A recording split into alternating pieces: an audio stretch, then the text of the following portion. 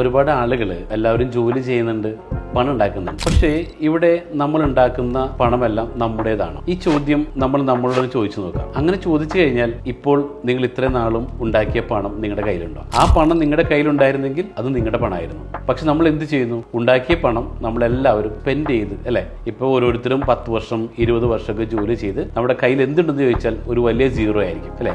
നമ്മളെ ഒരു ATM card ചെന്നിട്ട് അവിടെ ഒരു കാർഡ് ഇട്ട് നോക്കുമ്പോഴാണ് അതിന്റെ ബാലൻസ് അറിയുമ്പോഴാണ് നമ്മൾ മനസ്സിലാക്കുന്നത്. അപ്പൊ അതുകൊണ്ട് തന്നെ ഇത് എന്താ കാരണം എന്ന് വെച്ച് കഴിഞ്ഞാൽ ഇവിടെ പണത്തിനൊരു തിയറി ഉണ്ട്, മണി തിയറി എന്ന് തന്നെ പറയണം. അതായത് make money, save money, invest money and spend money. അതായത് നമ്മൾ ഉണ്ടാക്കുന്ന പണം അത് സേവ് ചെയ്ത് അത് ഇൻവെസ്റ്റ് ചെയ്ത് അതിൽ നിന്ന് കിട്ടുന്ന ലാഭം വേണം ചെലവാക്കാൻ വേണ്ടിയിട്ട്. പക്ഷെ എല്ലാവരും എന്ത് ചെയ്യുന്നു? Make money and spend money.